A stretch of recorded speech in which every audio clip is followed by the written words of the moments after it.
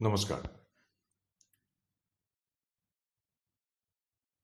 समोवी ज्ञानेश्वरीचा अध्याय 9 ऐकण्यापूर्वी आपण जे निरूपण ऐकत होतो त्याचा दुसरा भाग आता ऐकूयात. काही लोक अष्टांग योगाद्वारा परमेश्वराचे भजन करतात, पण त्या मार्गाचे आचरण किती कठीण आहे त्याचे वर्णन करून त्यापेक्षा आचरायला सोपी तरीही श्रेष्ठ प्रतीची जी भक्ती तिचे आता ज्ञानेश्वर वर्णन करीत आहेत. श्रीकृष्ण म्हणतात, अर्जुना, योगाद्वारे माझे भजन किती दुरापास्त आहे ते मी तुला सांगितले. आता दुसऱ्याही प्रकारे काही जण माझे भजन करतात. तो प्रकार कसा ते सांगतो, ऐक. संपूर्ण वस्त्रात जसा एकच तंतू असतो तसे संपूर्ण चराचरात माझेच अस्तित्व आहे असा त्यांनी मनाशी निश्चय केलेला असतो. ब्रह्मदेवापासून चिलटापर्यंत सर्वत्र माझेच स्वरूप आहे ही गोष्ट ते जाणतात. लहान मोठे म्हणत नाहीत, सजीव निर्जीव भेद करीत नाहीत. दिसेल ती वस्तू मीच म्हणून दंडवत घालतात. आपण स्वतः अगदी सर्वोत्तम आहोत असे काही डोक्यात असेलच तर ते विसरतात. पात्र अपात्रतेचा विचार करीत नाहीत, कारण सरसकट सर्व वस्तुमात्राला नमन करण्यास त्यांना आवडते. सर्वांपुढे नम्र होण्याचा त्यांचा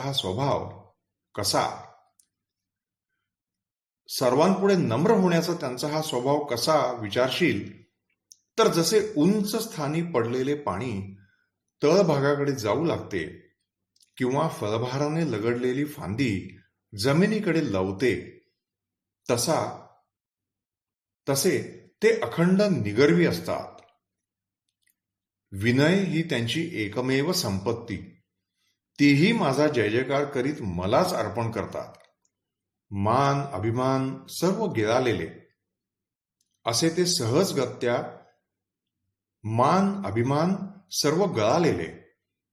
ते सहजगत्या माझ्याशी एकरूप होऊन निरंतर माझीच भक्ती करतात.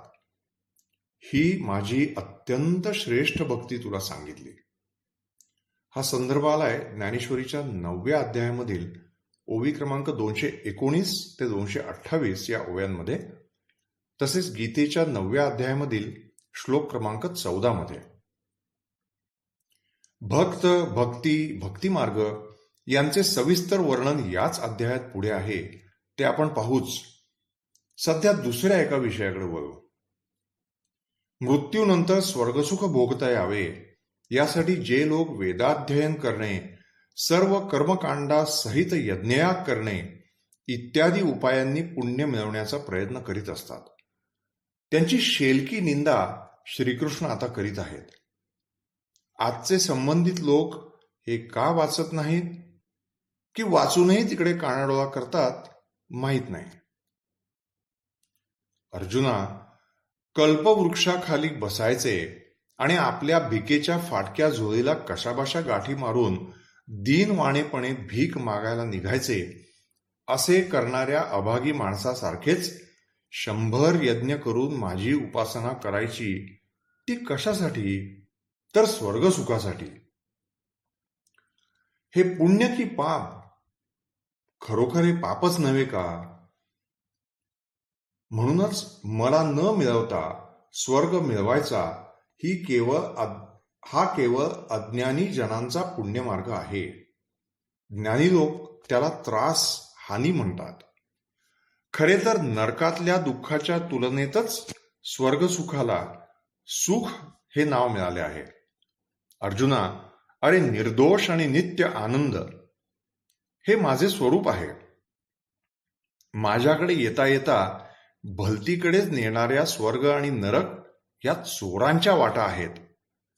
पुण्यात्मक पापाने स्वर्ग मिळतो,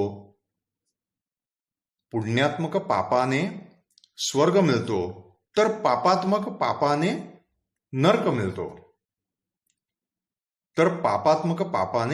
नरक मिळतो.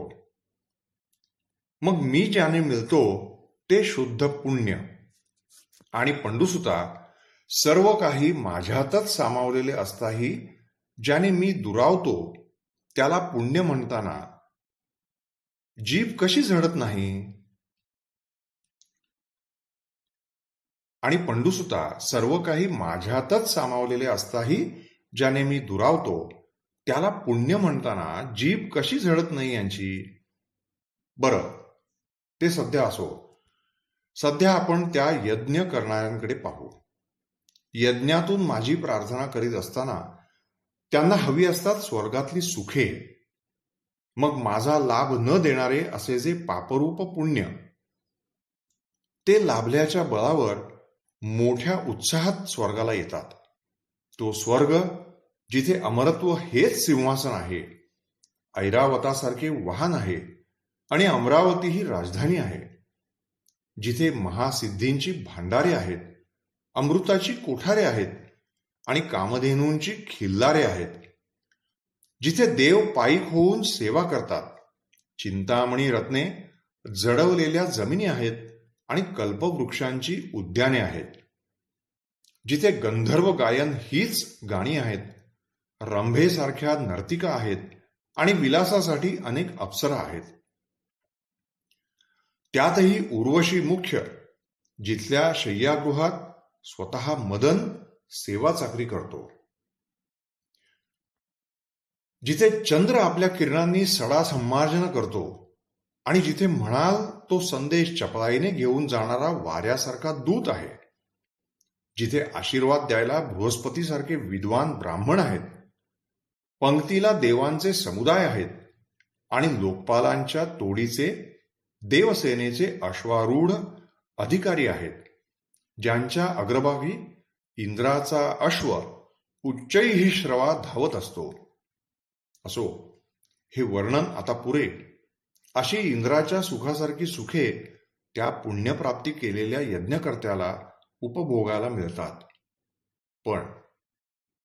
पण हा आनंद ते पुण्य शिल्लक असेपर्यंतच. हा संदर्भ आलाय ज्ञानेश्वरीच्या 9व्या अध्यायामधील ओवी क्रमांक 311 ते 327 या ओव्यांमध्ये, तसेच गीतेच्या 9व्या अध्यायामधील श्लोक क्रमांक 20 मध्ये. तर थोडक्यात काय, वेदांनी सांगितलेले यज्ञयागाचे कर्मकांड करून मिळवलेल्या पुण्याच्या जोरावर स्वर्गसुख भोगायला मिळते, पण त्यासाठी ते पुण्यच खर्च करीत राहावे लागते. पुण्याचा लवलेशही न उरल्यावर मग काय होतं? मग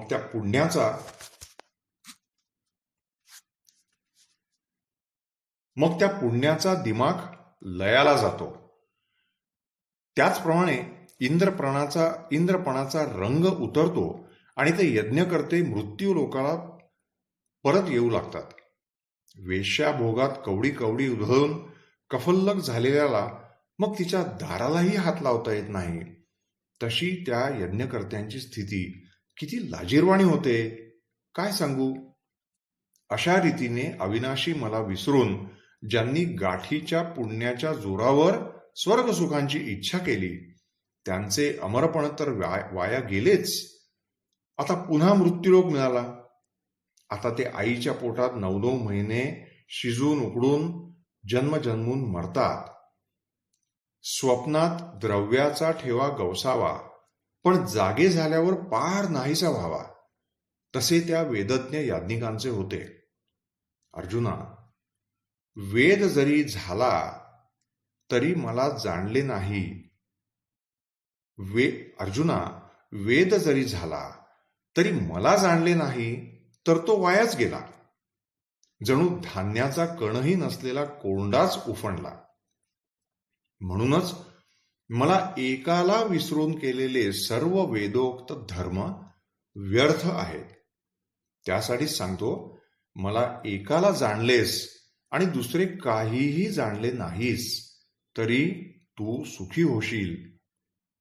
हा संदर्भ आलाय ज्ञानेश्वरीच्या 9व्या अध्यायामधील ओवी क्रमांक 328 ते 334 या ओव्यांमध्ये आणि गीतेच्या 9व्या अध्यायामधील श्लोक क्रमांक 21 मध्ये.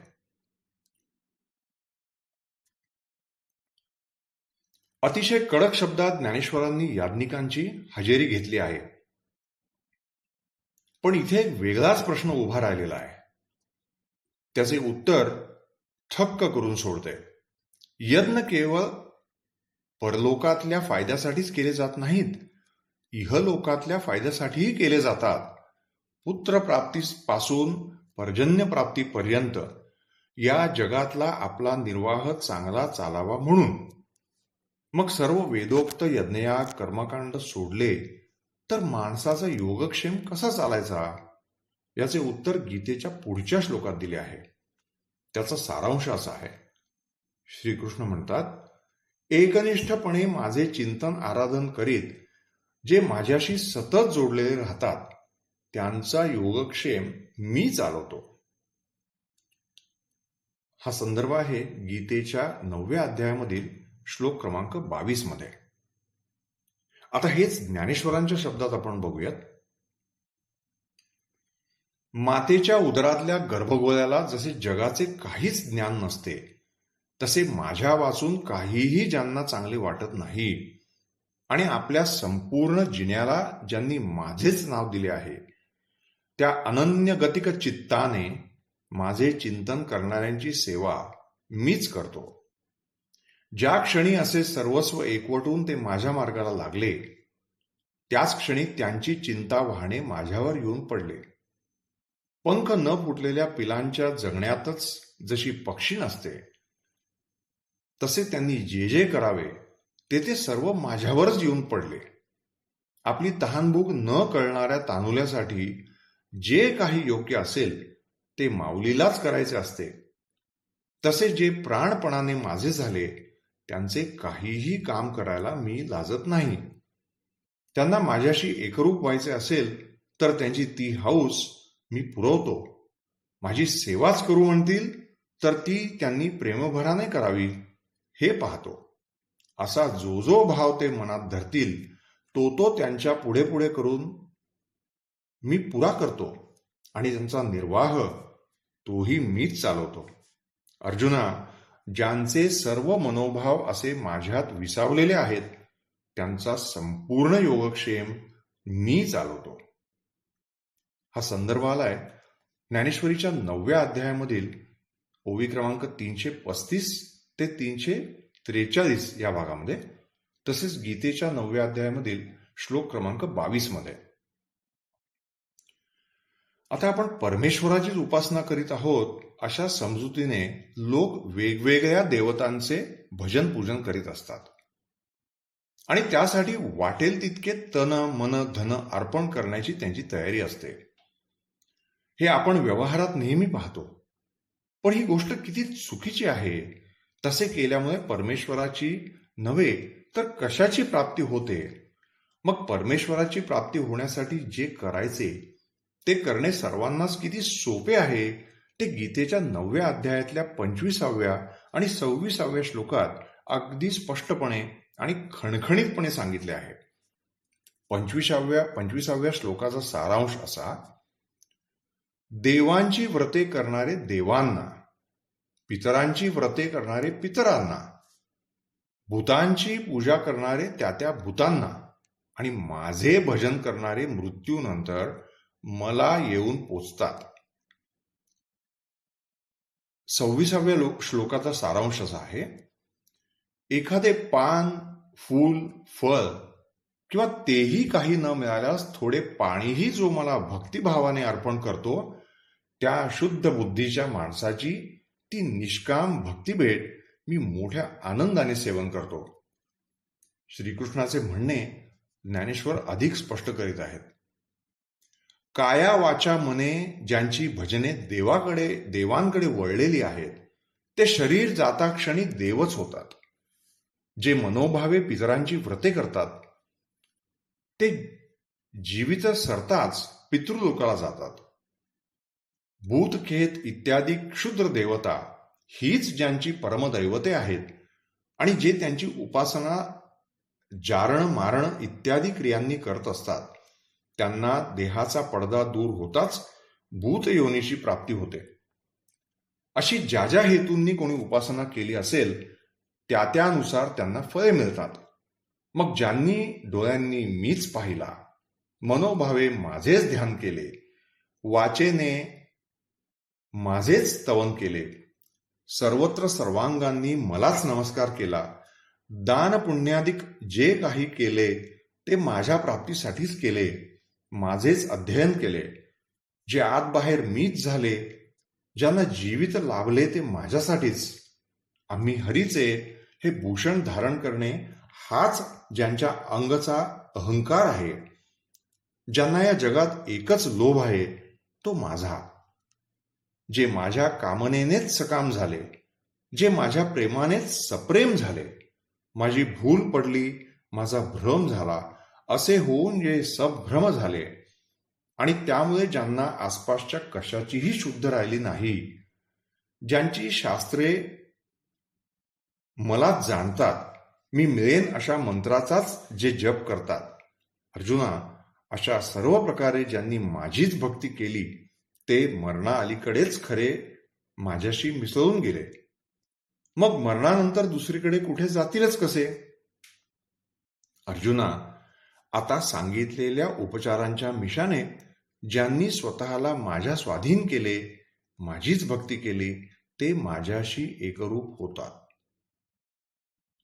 अरे, दुसऱ्या कोणत्याही उपचारांनी मी वश होत नाही. भक्ताने माझ्याठायी संपूर्णपणे अर्पण होणे याखेरीज कशातच मला स्वारस्य नाही. हा संदर्भ आलाय ज्ञानेश्वरीच्या 9व्या अध्यायामधील ओवी क्रमांक 355 ते 367 या भागामध्ये, तसेच गीतेच्या 9व्या अध्यायामधील श्लोक क्रमांक 25 मध्ये. आता यापुढचं 9व्या अध्यायाचं विवेचन आपण यानंतर पुढच्या आणि शेवटच्या भागात ऐकूयात आणि त्यानंतर समोवित ज्ञानेश्वरी ऐकूयात. धन्यवाद.